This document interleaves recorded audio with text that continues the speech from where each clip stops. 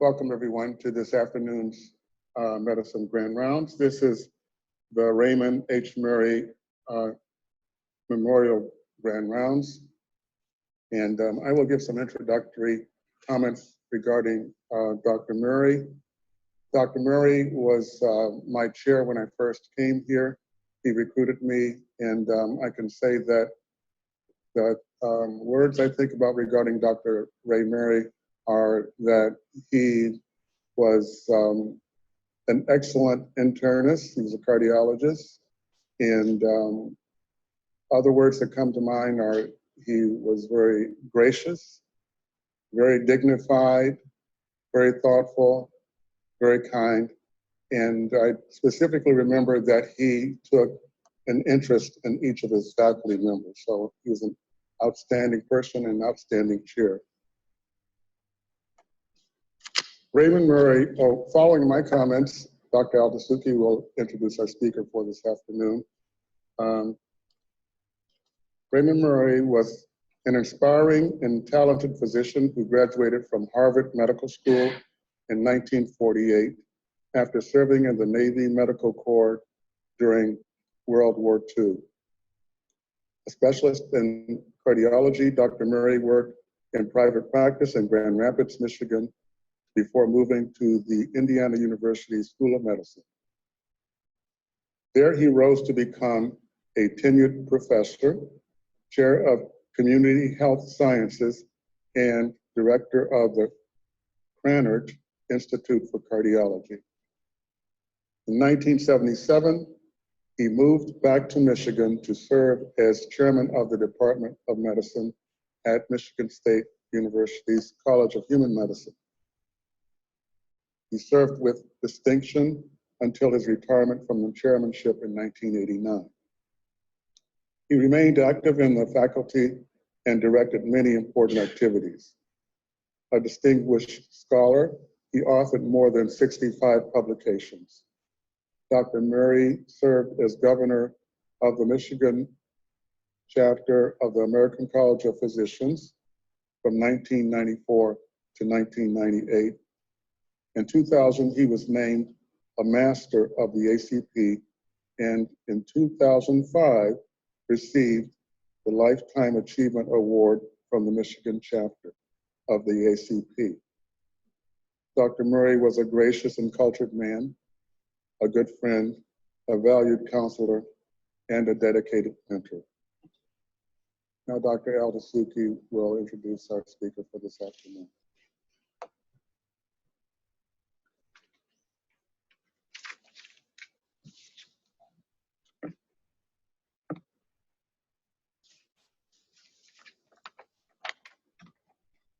Good afternoon again. I'll be very brief. So it is an honor to introduce our speaker, Dr. Sarah Hallberg. So I just want to start, before I read her bio sketch here, just want to say that I knew about Dr. Hallberg just recently, about a year ago, when I watched this TED Talk that she gave in 2015, and so far she has like 4.5 million views. I encourage everybody to go to YouTube and watch it. It's an 18-minute, very motivational, very inspiring. And the other thing before I start reading is that Dr. Murray and Dr. Hallberg and I share a common path, and that is Indiana University. But at different times. Dr. Murray obviously was there. I've never met him. And then I guess it was me in the middle, where I did my fellowship at IU, because I'm an old man as well. And then after that, obviously, Dr. Hallberg, I think had medical school and I think training at IU. Let me read that Dr. Sarah Hallberg is a medical director at Verta Health and a fellow of the Aspen Institute's Health Innovator Fellowship and a member of the Aspen Global Leadership Network. She's also the medical director and founder of the medically supervised weight loss program at Indiana University Health Arnett, and an adjunct professor of clinical medicine at the Indiana University School of Medicine. She's the principal investigator for a large-scale clinical trial looking at a low-carb diet as a treatment aimed at reversal of type 2 diabetes. The published one-year trial results found a 60% disease reversal rate with the nutrition intervention and support. And the 2-year results, which are in review now, show maintenance of the early success. So the 60% reversal was with the nutrition intervention and support.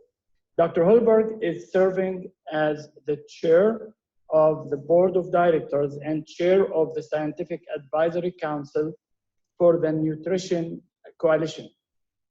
Dr. Hallberg is a diplomat of the American Board of Internal Medicine, American Board of Obesity Medicine, and the American Board of Clinical Lipidology, and a registered clinical exercise physiologist by the ACSM. She is also a fellow of the Obesity Medicine Association and the National Lipid Association. She's serving as president-elect of the Midwest chapter of the National Lipid Association. So the title is Reversing Type 2 Diabetes, Change the Paradigm and Change Life, which is similar to the title of the TED Talk, although that's a more thought-provoking title. And her objectives are to discuss the 3 clinically proven ways to reverse type 2 diabetes, explain a low-carb ketogenic diet and why it works, discuss a low-carbohydrate ketogenic diet for type 2 diabetes treatment. Dr. Hallberg is a consultant and advisor for Atkins Corp and is an employee and stock owner with Berta Health. Her slides have been peer-reviewed and required no changes. No commercial support was provided for this presentation. Dr. Hallberg. Thank you.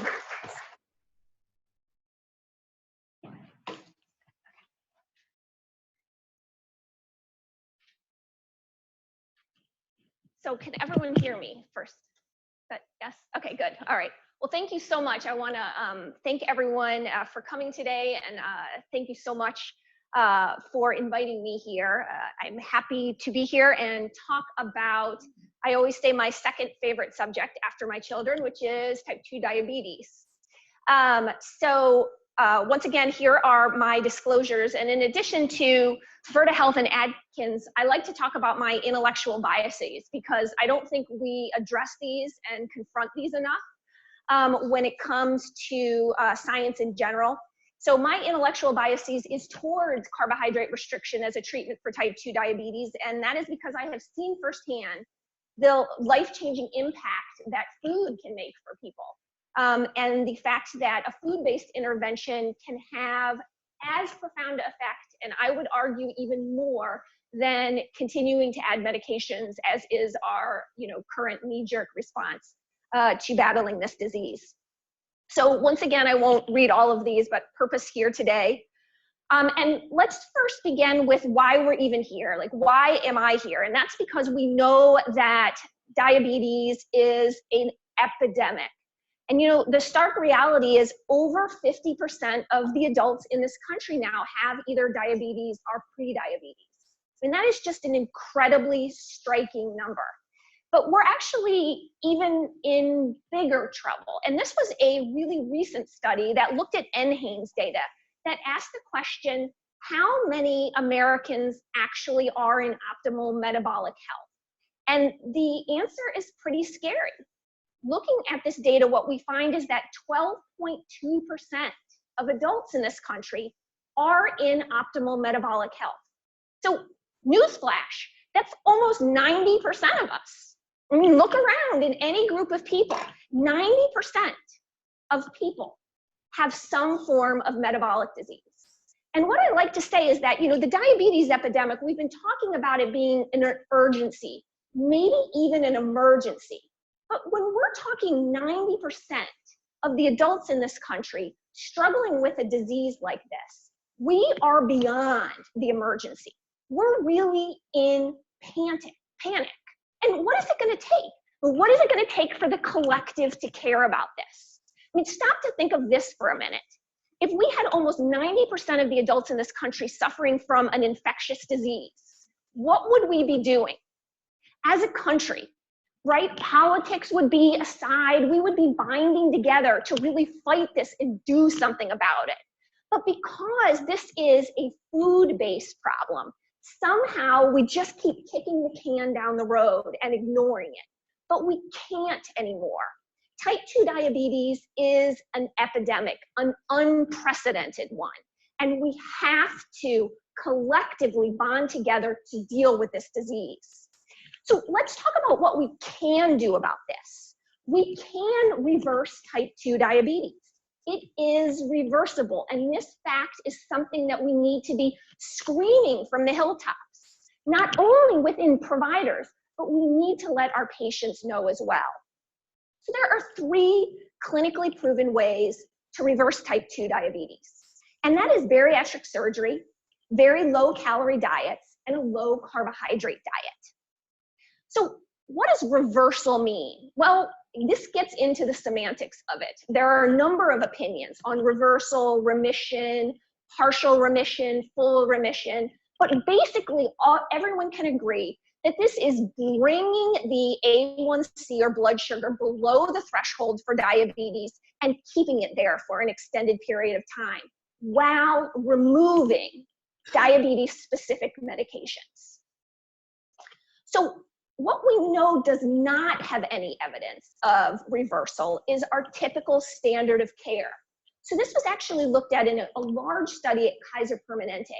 And what they found is by following the standard of care, there was actually only a 0.1% remission rate, which really starts to beg the question, in an epidemic where we have to do something, where we are having such a significant amount of our population suffering from this disease, is standard of care really our best approach? Well, let's go through those 3 ways that we can see disease reversal. The 3 clinically proven ways. First, bariatric surgery. And the fact of the matter is this works up to 80% short-term remission. And the 10-year remission rate somewhere between 36 and 83%. That 83% is really on the high end. That was only a single study. Most of the studies have come in closer at the 10-year rate to somewhere around that 36% rate. And then specifically, I'm going to talk about the STAMPEDE trial, which was a very well done trial looking at medically supervised intervention and then looking at both a sleeve and also bypass. And what they found was a 29% 5-year reversal rate. But I want to point out what a conservative definition that they had for remission. It wasn't below 6.5 that they were trying to get to. It was below 6. So we have to keep that in mind when looking at those results. It works, but, right, and you've probably heard this from many of your patients before. Surgery risk, complication risk, short and long term. The cost is a big issue. And one of the questions that I have is, does it really solve the underlying issue? In other words, does it prevent the next case that's going to need to go to surgery? And that's a big question. What are we doing in the home when we intervene with surgery? Are we really doing something that's going to impact the rest of the home, especially the children? That's something that we want to keep in mind. And then we have very low calorie diets. And these have been studied for diabetes reversal for a very long time, starting in the 1970s. And as you can see here, the calorie ranges differ significantly, all the way down to the 300 calorie a day range, up into the more moderate, like the look ahead range, which was 12 to 1800 calories. So calorie restriction does work in the short term. But there has been a consistent issue with weight gain when the extreme calorie restriction ends. I mean, when we look here at these ranges of calorie restriction, what we can say is, you know, that's hard to stick with in the long term. So most of these have an intervention period where they're following that extreme calorie restriction, and then they loosen up. And the problem is when we loosen up, that's when we have trouble with retention and adherence. And so we can see here, when we lose weight very quickly with some of these very low calorie interventions, we can see, look at how fast people lose weight. But then that rebound, that bounce back can be just as pronounced as well. So it really calls into question, what is the long-term sustainability with this method? And we haven't figured that quite out yet. Now, what I'm here to discuss today, we're going to spend most of the time on, is low carbohydrate diets. And one of the concerns that we hear about with low carbohydrate diets is, well, there's just not enough evidence. And actually what I would say is I beg to differ.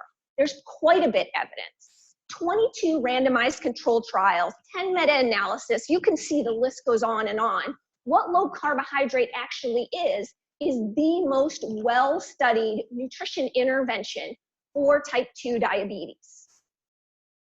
So the degree of support when we look at individual trials differs widely. And it appears that the degree of carbohydrate restriction matters. And this was just pointed out in a recent meta-analysis. So in other words, the biggest bang for the buck is the lower carbohydrate restriction that we go. So that's important too. So I think as we evaluate studies, two critical things. Number one, how much support was given and for how long? And number two, how low was the carbohydrate restriction? So now talking about those three clinically proven methods for type 2 diabetes reversal or remission, I wanted to put on a graph here the three, actually four, because we've got two different surgery types, and look at the rates of A1C and weight reduction for each of them. So we've got the sleeve surgery, bypass surgery, a very low calorie diet, and then at the bottom, the purple is the low carbohydrate intervention. And so you can see here, when we talk about bariatric surgery, whether it's the sleeve or the bypass, on average, the starting A1Cs are very high. You can see that here. And we have a really quick drop. Remember what I said earlier, bariatric surgery, it works. And once we get down to that, what we see is we see pretty similar results then. Even in bariatric surgery, we do have some bounce back in A1C and in weight. Now here what we see is, again, looking at the same sleeve bypass, very low calorie and low carbohydrate interventions. And I want to point out that the very low calorie intervention is actually the direct trial, which we just had the 2-year results of that released out of the UK. And the low carbohydrate trial that I'm using here is actually the trial that we did at Indiana University Health that I'm going to be talking about a little bit more. And when we look at weight, what we see is actually our trial, the weight, starting weight was significantly higher. But once again, what I want to point out is after we have the initial weight loss, we're getting pretty similar curves with all of these. They do all work. So let's focus in on the low carbohydrate intervention. So why does this work? And I want to start off with just some basic nutrition physiology. Everything that we eat falls into a macronutrient category, and here they are: carbohydrates, fats, protein, and alcohol. Although alcohol is one of the categories, we'll table it for now. We're going to focus on our food. And so why does it work? Let's take a look at each of the macronutrient categories and compare what happens with glucose and insulin when we consume them. So let's remember, type 2 diabetes is a problem of elevated blood sugar. But we all know that for years, maybe even decades for some, before the blood sugar rises, what it is a problem of elevated insulin levels. So we've got an issue with elevated blood sugar and insulin. Now let's take a look at food. Carbohydrates cause blood sugar and insulin to rise. It happens in everyone. In patients who struggle with type 2 diabetes, the rise is more pronounced. But when we all consume carbohydrates, it goes up.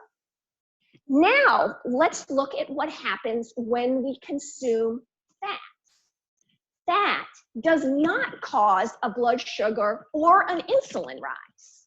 So since type 2 diabetes is a problem of blood sugar elevation and insulin elevation, what should we be telling our patients with type 2 diabetes to eat? We should really be focused on what is not causing their problem. What doesn't cause the rise in blood sugar and insulin? And that's fat. But of course, we've been telling them for decades now to avoid fat. And from a basic physiology standpoint, that advice does not make sense.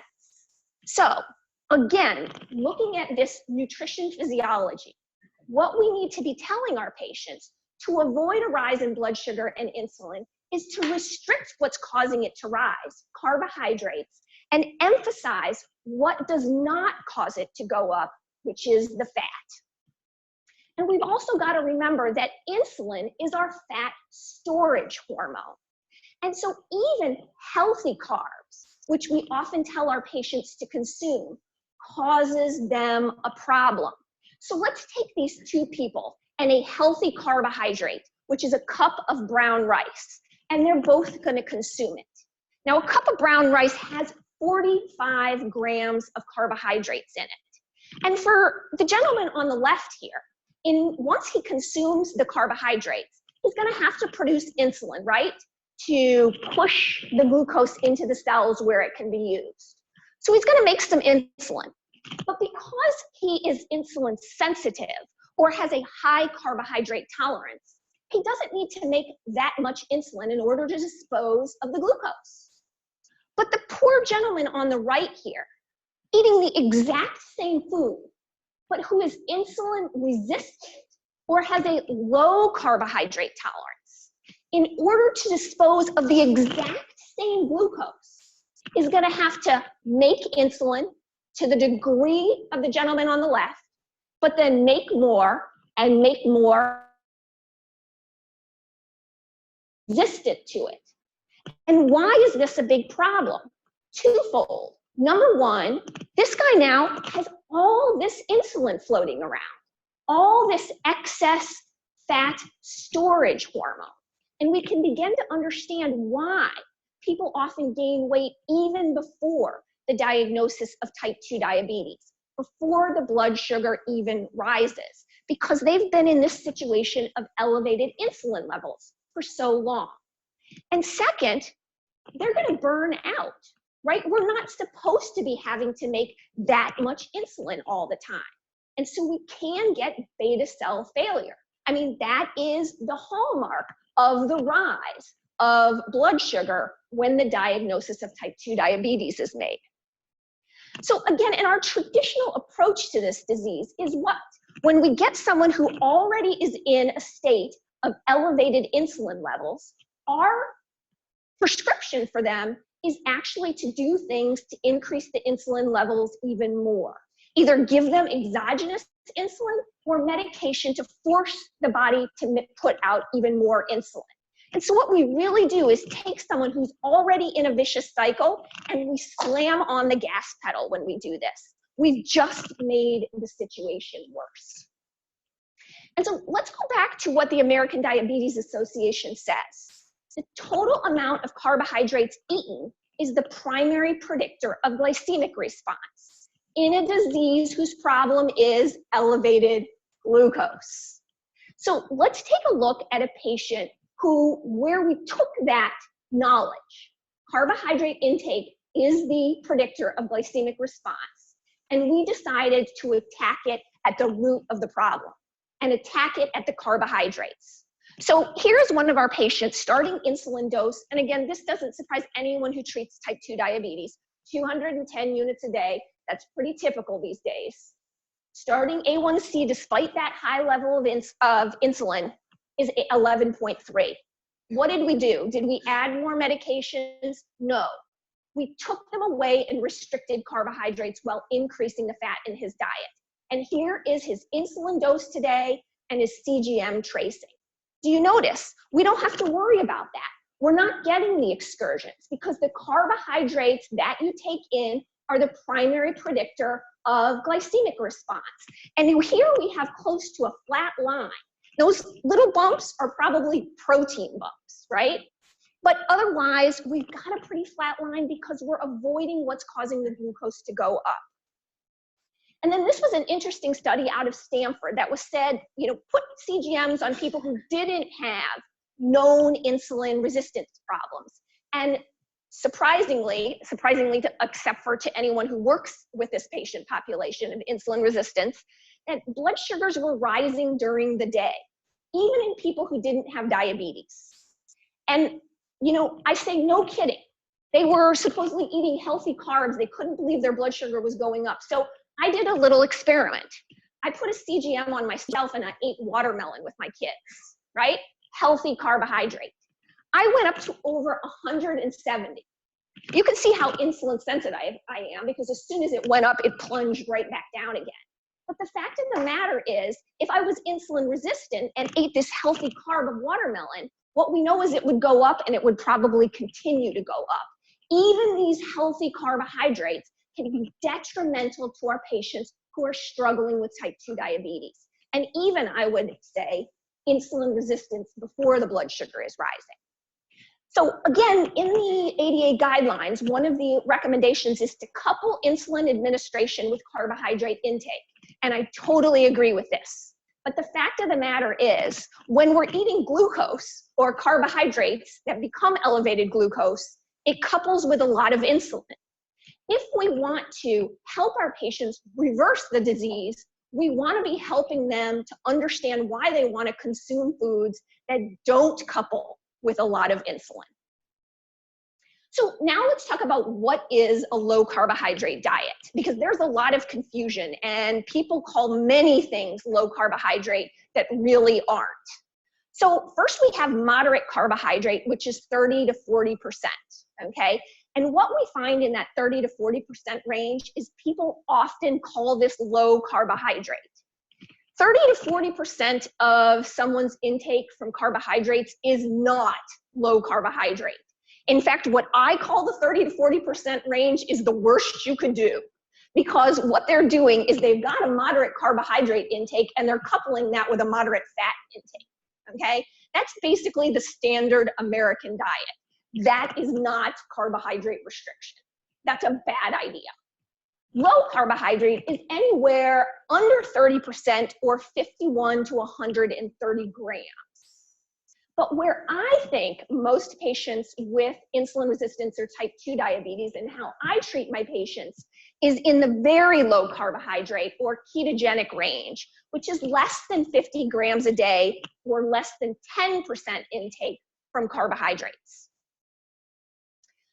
So ketogenic diet, very low carbohydrate. What exactly does that look like then? Once again, total carbohydrates are under 50 grams. But often in my patients with type 2 diabetes, the longer and the more significant their disease, the lower we have to go. We often start them less than 30 total grams a day. And I want to point out total grams, because we get some of this confusion with net carbs also often. And net carbs was really an invention of the protein, like protein bar industry, right? So that they could put inulin and all these things and then make it sound okay. But we really want to be focusing on real food. And so we always just go by total carbohydrates. And one of the really important things to know is that protein is never high. A well-formulated ketogenic diet cannot have a high degree of protein in it. We have a moderate or adequate protein consumption, that is all. So we weight and gender base our protein instruction. And what's high? It's fat that's high. And is that MUFAs? Yes, but it's also high in saturated fat for most people who choose to consume animal products. And so again, we also encourage other things like olive oils and avocado oils. But what is a healthy fat on a ketogenic diet? We get that question all the time. And my answer is very simple. any whole food fat works. So that means, again, how do you make olive oil? You squeeze olives. If you're having meat and there's fat in the meat, that's a natural fat. How do you make highly processed vegetable or soy oils? That is not a whole food fat. They're hexaned, they're bleached. Those don't work as part of a well-formulated ketogenic diet. Any whole food fat is okay. And one more thing I want to point out about the low carbohydrate. It is not a no carbohydrate. Sometimes people say, well, I'm on a no carbohydrate diet. That's pretty difficult, okay? Even if you only ate meat, like Inuits or those cultures, then you're getting some carbohydrates from glycogen. We have our patients eat carbohydrates. In fact, we push them when it comes to non-starchy vegetables. So that carbohydrate that they're intaking comes almost exclusively from those non-starchy vegetables, at least 5 servings a day. Nuts and seeds, often as our patients improve, they can add limited berry fruit, some dairy, but what carbohydrates are they not consuming?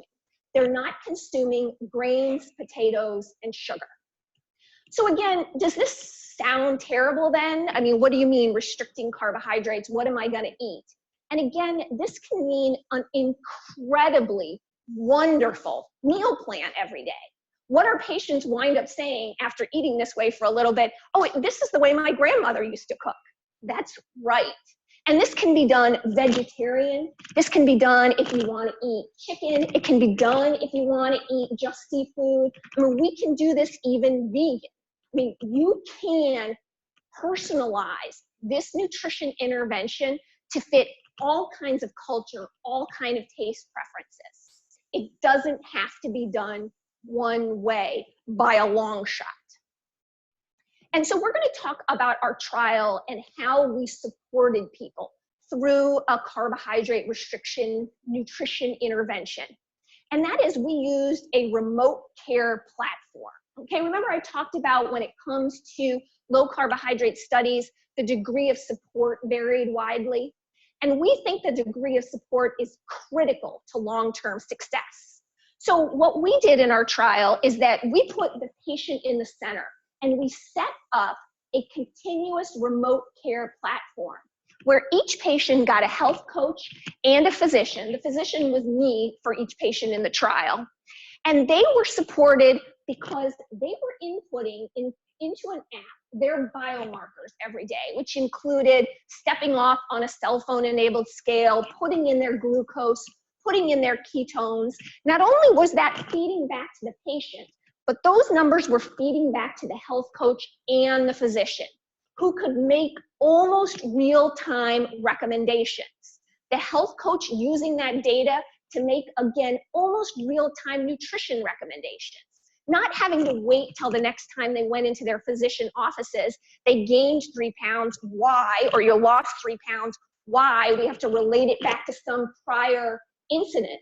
They could say, hey, your glucose went down this morning. What did you do last night? Let's talk about it. And the physician could say, hey, your blood glucose went down. We're going to cut another 20 units of insulin today. And so we have a safety and personalization feedback loop here between the health coach, patient, physician, and the biomarkers. We also gave our patients tons of resources and a patient community where they could be supported by their peers as well. Now, when people talk about carbohydrate restriction, one of the things that people fear is that they're not going to have any energy. I'm supposed to be getting my energy through carbohydrates. Actually, what our patients do is they get energy through 2 sources of fat. The fat that they're consuming in their diet and the fat that they have stored. In the liver, these become ketones. And ketones, it turns out, are a great source of fuel, in fact, preferred for some really important parts of our body, including our brain and our heart. And the thing is, ketones produce a more stable fuel support. None of this peak trough of the carbohydrate roller coaster. We get a stable energy source from ketones. And once again, when we have elevated ketones, in addition to the fact that this is great because we're using stored fat as an energy source, we are seeing the new emerging science of one of the ketones called beta-hydroxybutyrate. And what we have found is that it is a potent anti-inflammatory agent and actually is a gene regulator in its action on histone deacetylase complexes. So it turns out that beta-hydroxybutyrate is more than a ketone. It actually is a hormone. And again, we're seeing not only this elevated beta-hydroxybutyrates in clinical trials, but we understand the basic science of this as well. So it's a pretty exciting and emerging new field. It's just another reason to add more to fuel to the fire, if you will, of the benefits of carbohydrate restriction when it comes to battling type 2 diabetes. Because we all know that patients who struggle with type 2 diabetes, the most likely thing they are to die from is cardiovascular disease. And what is absolutely necessary at every level of the pathogenesis of cardiovascular disease, and that's inflammation. All right, so again, people like to call carbohydrate restriction some fad diet. And actually, that's as far from the truth as possible. This has been around for a long time, including the father of diabetes, Dr. Joslin, used this to treat patients before we had exogenous insulin injections, including his own mother, who survived as a patient with type 1 diabetes for 13 years by following a carbohydrate restricted diet. And Louis Newberg is an interesting gentleman who did some questionable things in the past, but boy, was this sentiment correct. And it was when we discovered insulin, and heavens knows it has saved so many lives in patients who struggled with type 1 diabetes. But unfortunately, what happened is that it got misused when it came to type 2 diabetes. And what we can say after so many decades of pushing patients with type 2 diabetes to restrict fat and eat a high carbohydrate diet is definitely oops. But now, low carbohydrate has become standard of care. So new guidelines for the American Diabetes Association and the European Association for the Study of Diabetes have endorsed carbohydrate restriction as a preferred eating pattern for type 2 diabetes. And I'm really pleased the study that we're going to talk about today was one of the studies cited for the change in the guidelines that came just this year. And remember I said earlier, low carbohydrate is the most widely studied eating pattern for type 2 diabetes. And you can see that here compared to other eating patterns that have been recommended for type 2 diabetes. The other thing too is that the Department of Defense has actually been recommending a carbohydrate restricted plan since 2017. And with an intake as low as 14%.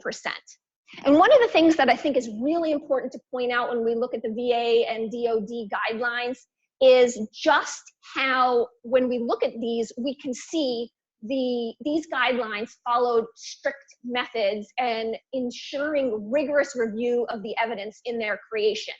When we talk about guidelines, there are guidelines for guidelines, right? So it's not just that you can make up a guideline about anything. There are standards to follow.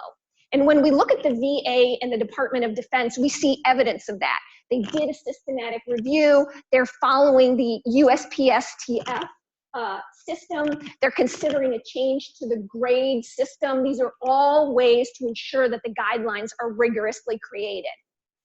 But unfortunately, when we look at other guidelines, for example, the American Association of Clinical Endocrinologists, we don't see any of this rigor. And the American College of Physicians took a look at all of the guidelines earlier this year. And what they found, again, when assessing them, is that the rigor of these guidelines that we rely on are very low.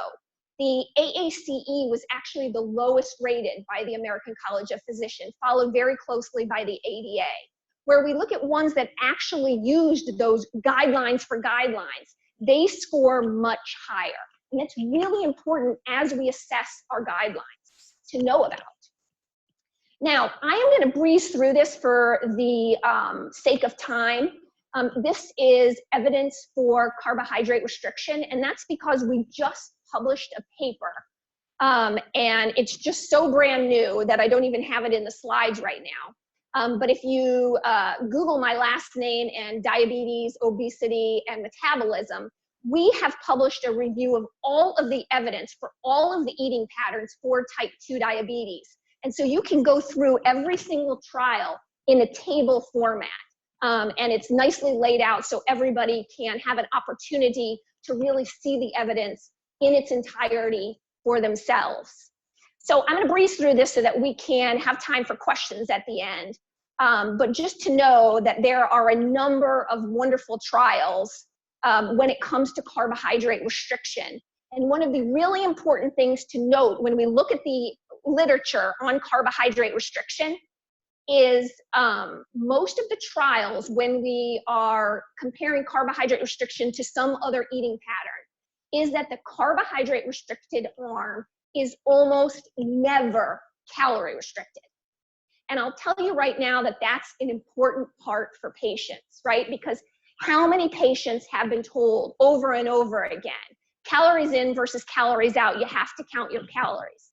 And the fact of the matter is carbohydrate restriction works without intentionally restricting calories. And that's because fat is so satiating. And so that's another important thing when we do look at this literature is we're talking about comparison of a calorie restricted intervention versus one that is not. And we still see that the low carbohydrate, non-calorie restricted arms outperform the calorie restricted ones.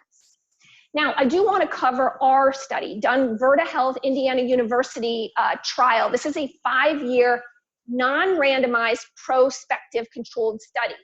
And one of the criticisms often is that it's not randomized. But here is the simple fact when it comes to nutrition research. If you randomize, you are telling people that they are forced into an eating pattern that they may not have chosen for a huge part of their life, 5 years. And randomized trials are perfect for drugs, right? Because we can double blind them, you can put a placebo in. You can't do that with food. There's no way you can get people to adhere in the long term if you don't allow patient choice. So I argue absolutely that we have to consider when it comes to nutrition intervention, the idea of randomization. We have to allow patients the option to choose.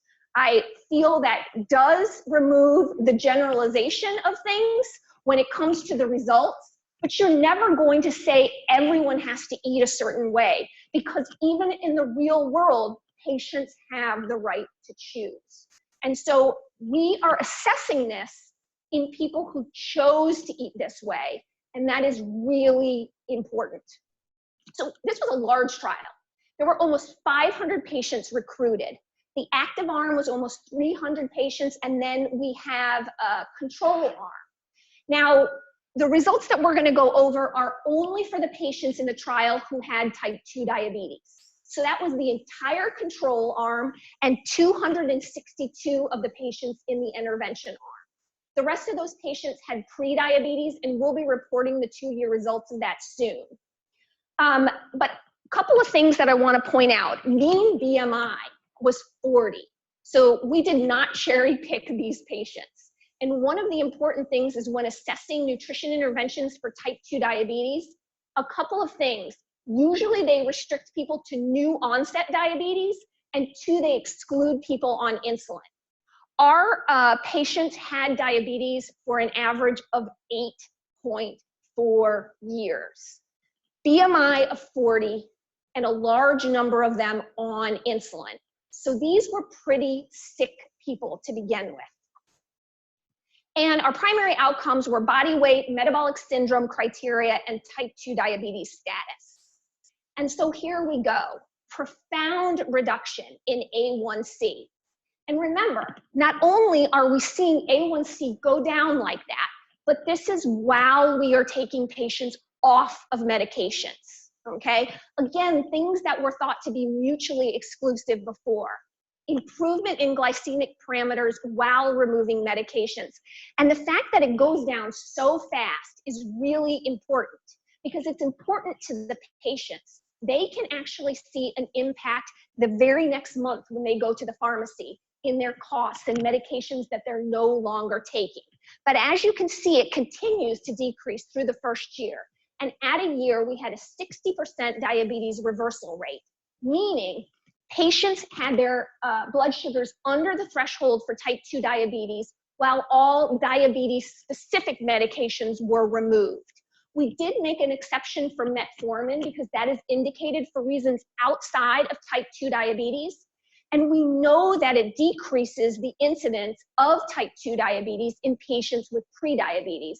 So our feeling, specifically mine as the PI, was it was not ethical to pull people off of metformin. We gave everyone a risk-benefit lecture and let them choose. And again, 2-year results, which should be published any day now, is that the A1C reduction remains at 2 years. 54% diabetes reversal at 2 years. So we were very excited by those results. And once again, I just want to emphasize how much medication reduction was going on. So in fact, at 2 years, we had a 91% reduction or total elimination of insulin. And as you can see, sulfonylureas as well. So again, improvements with less medicine. I just reviewed that 91% at 2 years. And one of the fantastic things is when you're reducing medications, you're saving money. So our pharmaceutical costs for diabetes-specific medications, 46% reduction at a year. And do patients stay engaged? At a year, we had an 83% trial retention rate. And at 2 years, 74%. You cannot get patients to take a prescription at that rate at 2 years, yet they were adhering to an entire lifestyle intervention at that rate. And how about weight loss? So again, weight loss was 12% at a year. How did that look at 2 years? 10%. 10% weight loss at 2 years. So patients were getting better and they were losing weight. And one of the other things is looking at cardiovascular risk factors. So of 26 cardiovascular risk factors that we looked at, we had significant improvement in 22 of them. So then the question comes, what about the other 4? So of all the cardiovascular risk factors that we looked at, the only one that got worse was LDL-C. People say, well, wait a minute, then that's a concern, a rise in LDL-C. But LDL-C is a calculated value, calculated by the Friedenwald equation, which on the other side of the equation is triglycerides and HDL, which we dramatically improved. So of course the LDL is going to rise. But when you look at a measured value, instead of a calculated value, meaning look at ApoB or LDLP, what we see is that these actually went down. Not statistically significant, so they were part of the 4 that didn't change. But again, they didn't get worse, which essentially means in all measured values, across the board improvements. So this is just reiterating again, LDL-C will go up if you're looking at a calculated value and you've made a difference in triglycerides and HDL. A couple of other studies that we just published, and that is this looking at liver fibrosis scores. Again, these significantly improved at a year in our patients. 2 years continued improvement in the liver fat score. So once again, remember, we actually had a slight rebound from 12% to 10% on weight, yet as you can see, the liver fat score continued to drop. Significant improvement in other liver markers and central abdominal fat as well. So we can see again, improvements across the board in LFTs, central abdominal fat, and android gynoid ratio. Another study that we just published in sleep was looking at patient-reported sleep outcomes. And again, what we found with this intervention is that they significantly improved. Now, here is one of the other things that is a question when it comes to nutrition interventions. Did they actually do what you asked them to do? And how in nutrition trials have we relied on figuring this out? We have always relied on food diaries. And what's the one thing we are certain about with food diaries? They are not accurate. So how did this trial different? We did not use any food diaries. We used a biomarker. We checked their beta-hydroxybutyrate levels. Because how do you get an elevated beta-hydroxybutyrate level? You restrict carbohydrates. So because our patients had an elevated beta-hydroxybutyrate, we were able to confirm adherence. And so again, this is another thing that sets this trial apart, is that we were actually able to be sure that our patients were following the intervention. Once again, that feedback loop I was talking about earlier in our way to personalize the nutrition and medication instructions to patients as well. So once again, just to summarize a ketogenic nutritional guidance, carbohydrate restriction to achieve nutritional ketosis or those elevated beta-hydroxybutyrates, initially 30 grams or less in our patients with type 2 diabetes. We ensure that this is highly personalized. You cannot give the same instruction to everyone or you will fail 100% of the time. We have to make sure that we take into account patient preferences, their cultures, their work life, and we have to be able to support patients with education, problem solving. We don't rely on meal replacement or delivery. We want to be focused on a whole food-based nutrition intervention. And so we tell our patients, eat delicious, real foods until they're satisfied without having to fall back on calorie restriction. Thank you.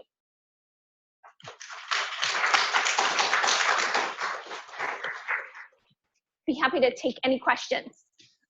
Thank you very, very much. It's really amazing. I will not ask any question, at least now. Questions from the audience.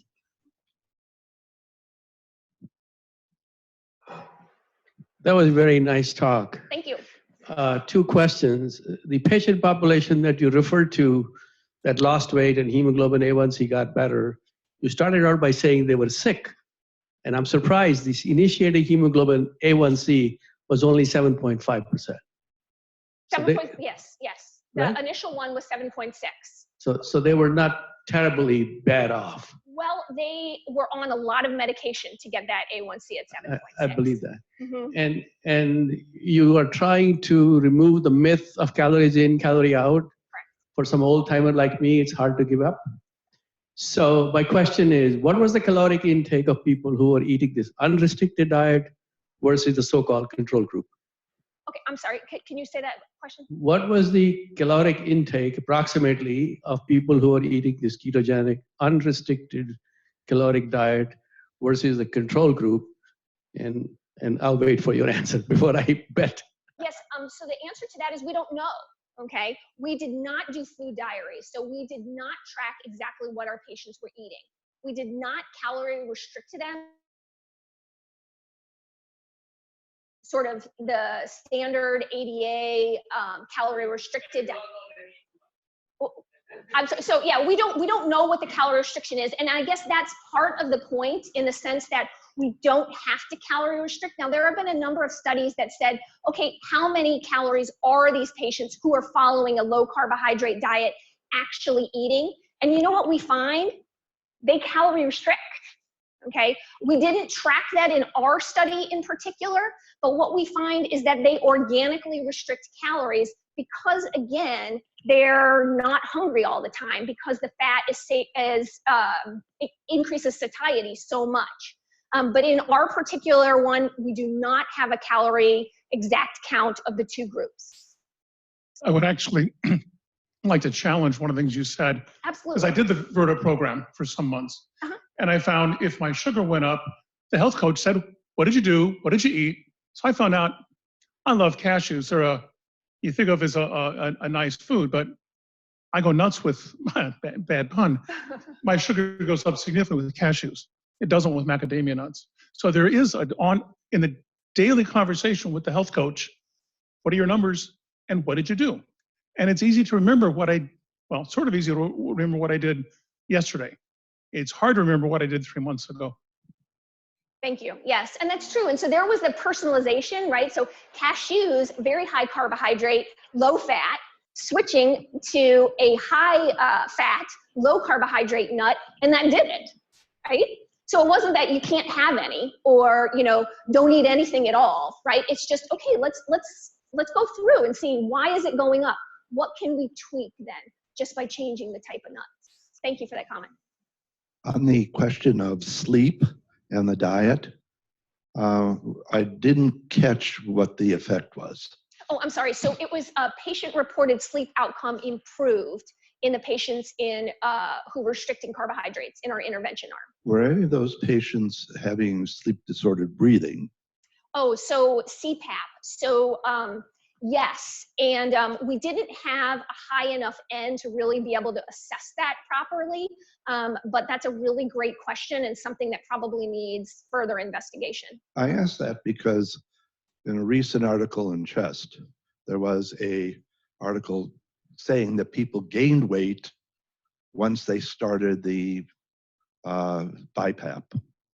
And that was an interesting observation, not necessarily anybody giving a reason for it, but it was a peculiar information. The last food group that you didn't mention was alcohol.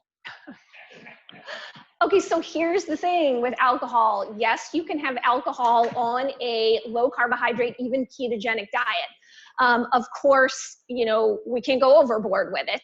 And craft beer is out because it's very high carbohydrate. But, our patients can enjoy a glass of wine at night. We have to keep it limited. 1 is fine, 5 is not. But again, I think we would make those recommendations to people in general anyway. As a speculation, why not 5 and why just 1? Well, it would be the carbohydrates as well as just all the other health concerns that would come with it. But again, a glass of dry wine has about 5 grams of carbohydrates. So you can work that into ketogenic carbohydrate restriction. Thank you. Mm-hmm.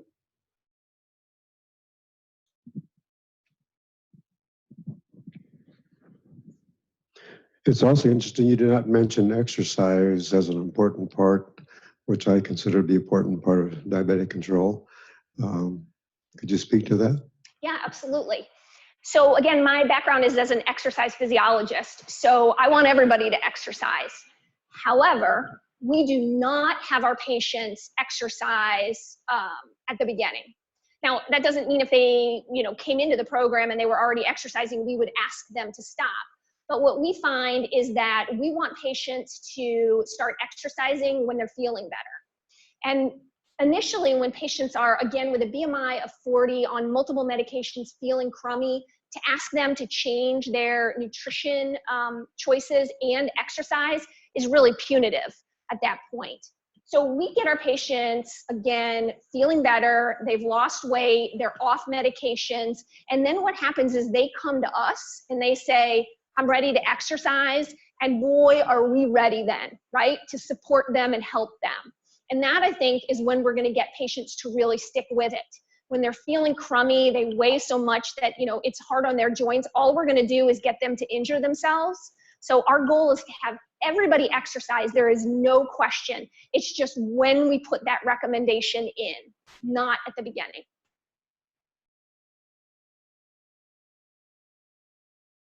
I think the biggest factor of your success might be the support system that you have. In the usual way of taking care of people with diabetes, you do X, Y, and Z and say, come back and see me in 2 weeks, 4 weeks, whatever. And I think if we had a daily support system, and maybe you should do this if you have the ability to do it, is put them on whatever diet, give them the support system, and I'm betting the success would be just as good. I think the support system is a huge factor in it. But the question is, again, the retention, even with the support, is I think the ease of the diet and how quickly that patients see results. So I 100% agree that the remote care system, the ongoing support is crucial. But I think it's a combination of the technology and getting the nutrition recommendations right. I fully believe that it's both. Yeah, I'm a ketogenic dieter in year 4, a type 2 diabetic. Great. Since somebody gave me a copy of the Art and Science of Low Carbohydrate Living, right? Huh? I saw your TED Talk. Great stuff, and thank you so much. I'm wondering, I've noticed that the emphasis on limiting the amounts of protein. What do you do for someone with sarcopenia or concerns about muscle loss? Is there a tension there between maintaining the ketogenic diet and maintaining muscle mass? Yeah, absolutely. I mean, that's why, again, we would never want to have too low protein. So again, the way that we do it is we do weight, we actually use those old height and weight charts, right?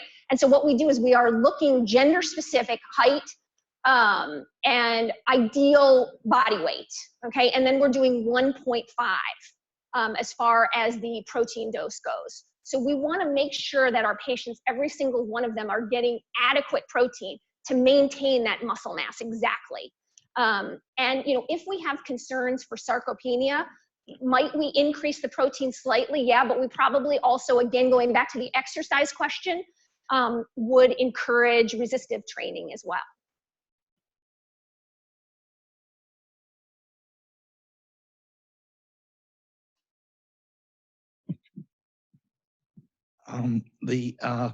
One interesting thing about diabetes, or one of the many interesting things about diabetes, is how we ever gauge success. And so, for example, in terms of the hemoglobin A1C, there's little evidence that getting hemoglobin A1C below about 8, 7.5 makes any difference to how long you live. So, and you used a lot of surrogate markers here. We sort of raced through them. But do you have any actual data that mortality is impacted by this? So no, that is one thing that's missing. And boy, do we need a long-term hard outcome trial. We absolutely need it. But I do want to comment also on the A1C reduction. I mean, we know from the Accord trial, we push that A1C too low, and what happens to morbidity and mortality, right? It actually goes up. But again, when we look at why is that, it's hypoglycemic events is a lot of it. And that's because we're continuing to load them with more and more medication. So I think that we have to look at those, okay, A1C, we don't want it to go too low, agreed, if you're getting it lower with just drugs. But if you're doing it with nutrition intervention, you're actually going to have a much less likelihood, or I would say 0 once we get them off of insulin and sulfonylureas completely, when it comes to hypoglycemic events. And so it depends on how we get there. We don't want to push A1C too low with more and more drugs. That hasn't been shown to be helpful, actually shown to be harmful. But to push it lower because we're getting rid of medications, I mean, then we're just reversing their disease. A question from there, okay. We have a question from Zoom. Deanna is wondering if you can speak to how you have your patients monitor ketones while at home and what you do in patients who are on SGLT2I and on insulin. Okay, great. So let me do the last one first and then we'll come back to the ketones. So SGLT2 inhibitors, we stopped before patients began carbohydrate restriction. Why? I mean, euglycemic DKA, right? And so that's an absolute no-no when it comes to carbohydrate restriction. They can, have their ketones go too high and get into trouble. And so, one of the interesting things, very interesting about the SGLT2 research and literature is, we saw the improvements and more studies coming out now. Hey, cardiovascular outcomes are better, even kidney outcomes are better. What is the cause of that? And again, many research groups have come up to the fact that it's elevated beta-hydroxybutyrate again. When I said that's an emerging science of elevated beta-hydroxybutyrate levels. And so again, we can get there through food as well. And the other interesting thing is, again, when it comes to SGLT2 inhibitors, we know that they diurese. We see patients who begin carbohydrate restriction diuresing right away as well. So we stop them. That's an important safety consideration that we always do with our patients. And then the second question is about ketones. So we use serum beta hydroxybutyrate. So we do finger sticks, checking those at home. So our patients do those and then they put them in to the app so that we can keep a close eye on them. And the ketones and having that beta hydroxybutyrate level, our goal is to be around 0.5 millimolar for each patient. I mean, we would like to see everyone get up to that. And that is part of the whole personalization, right? Because when those ketones drop, that's a point of troubleshooting the nutrition, right? Why did they go up or why did they go down? Let's feed that to the meal right